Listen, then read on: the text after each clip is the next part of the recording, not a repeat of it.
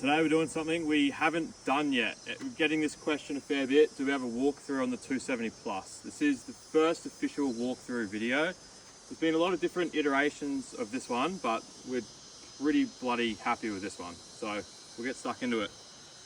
First of all, what do you get with the awning? So these are our brackets we use. They are a height adjustable stainless steel bracket. The way that works is you bolt this down to your platform or roof bars first, and then from there you can actually change the height of the bracket. But like I said, it is stainless steel. There is no rust prevention needed. It is awesome straight out the box. We also give you this bag, which is really handy. Keep all your knickknacks in it. We've got 4 guy ropes, which is handy, tie it all down.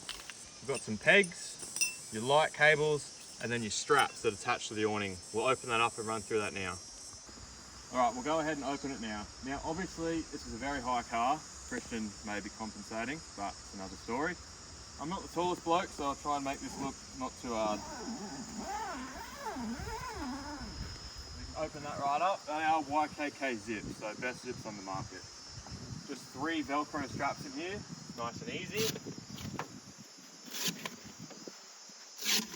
Do that and the awning pretty well opens itself like that. So we've already gone ahead, obviously this awning's been used a hell of a lot. We've already connected these fasty straps on here, so that's easy.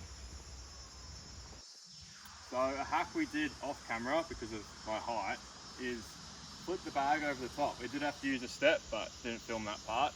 Just helps when you bring this awning around the back, it's not going to get caught up on the bag. So we've already pushed that bag over the top. And from there, like most awnings you've probably already seen before, it just walks around. We do the back section first and then the front. I'm just going to connect this back to the tent and then pull it tight, and I'll meet you back around the front. Now that the back's all out by itself, freestanding, we'll bring the front around. So all I'm doing with this is I'm going to clip it back to the roof rack. You can go to the bull bar, but it is better to pull the awning on a level plane.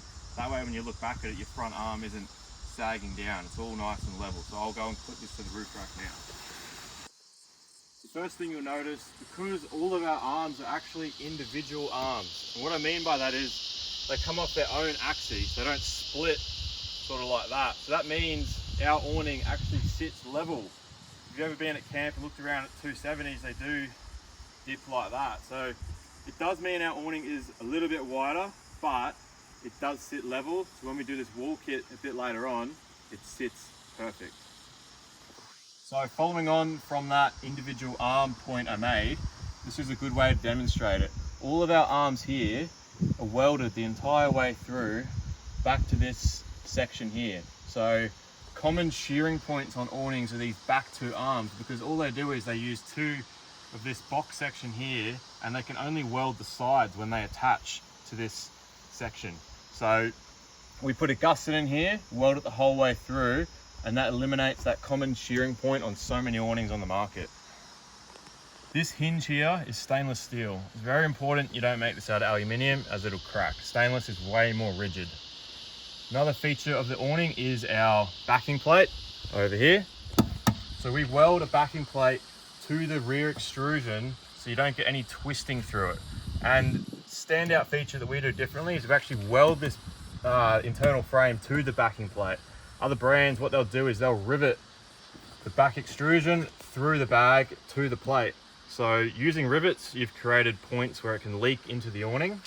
And what you also can't do, this bag is on a sail track. So if you ever puncture your bag, wreck a zip, it can easily be changed. If it was riveted the whole way through, it's a bloody nightmare. So early on, our design was similar to that, but we did away with that years ago. And this sail track system with the welded backing plate, next level. Another feature pretty exclusive to us is these rain arms. So if you ever camped with an awning in the middle of the night, if it rains, it's pretty daunting because you have to get out and push all the water off.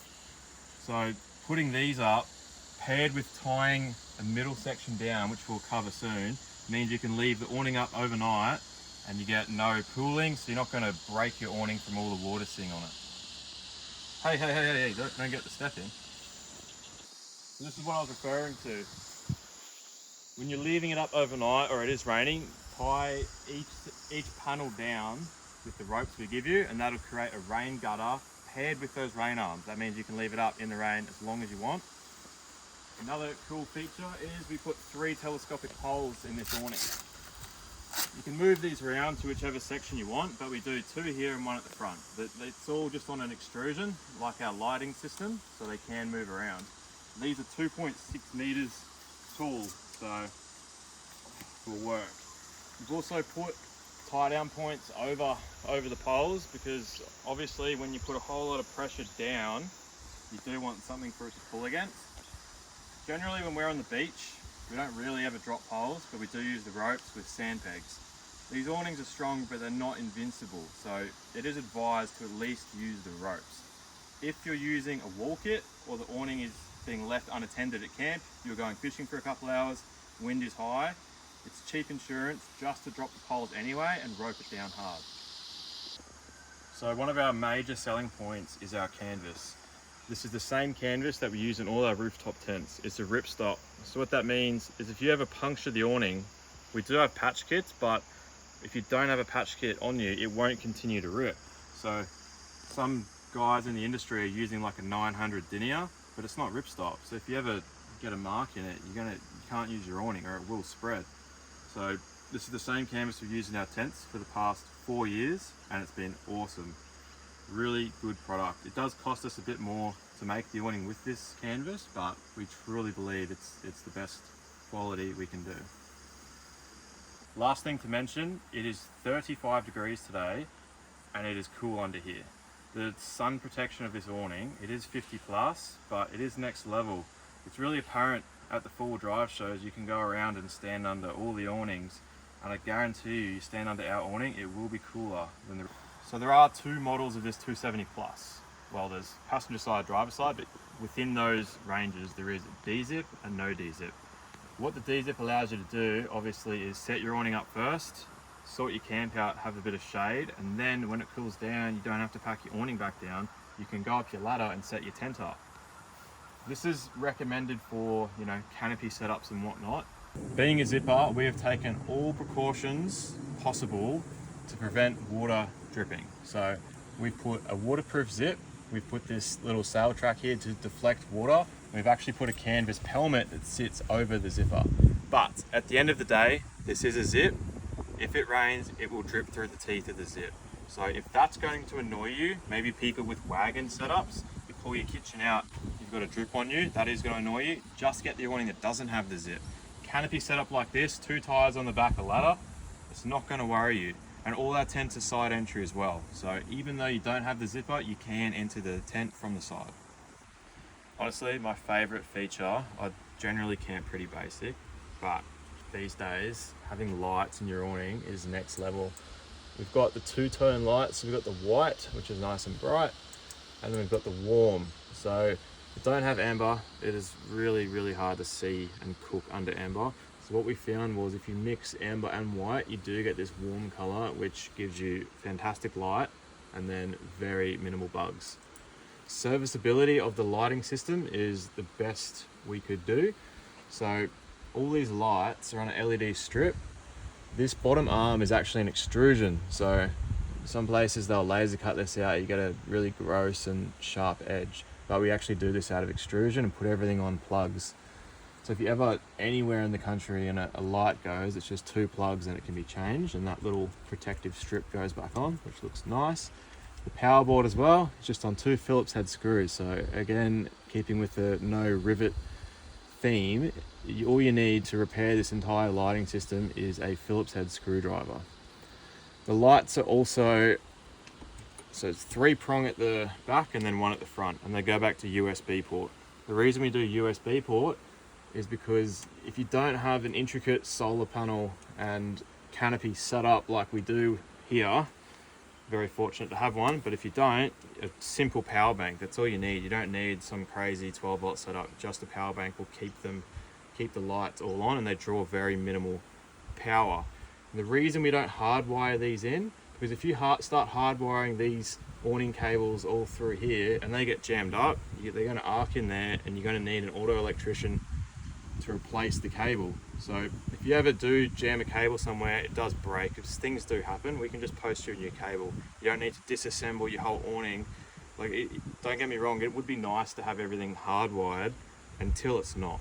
And then you're stuffed. You're in the middle of the bush and you can't replace your cable. So this way, we've got parts, we can get them to you and anyone can fix their awning. Last thing to mention, as you can see, the cables are around 4 meters long. So that's well enough cable if you need to get, like I've got a patrol wagon, if you need to get from here all the way into your boot or from one side of the canopy to the other, there is a fair bit of cable there, so you shouldn't need any more than that. The last thing we'll cover is pack up. I've already gone and undone this front strap, which we had to the roof rack. From there, we bring this front arm all the way around. So you don't have to loosen both at the same time. We just do one side at a time, which makes it easy and also ensures we pack it up correctly. When this thing comes out of the box, you're going to be way too excited to realize how it was folded up to begin with. So I'll show you how it needs to be folded, the way it was received. This front section comes around and it actually needs to go underneath there. So what happens is when you do both at the same time, this arm can get forced over here and the awning really doesn't like it. It all ends up crossed up in the bag and it's not good. So just pay attention and maybe watch this part again. So use your right hand, bring that over the top, and then we can bring it all the way in and do the front section. We can let that bit dangle down. These can get rolled up inside. You don't have to remove them each time.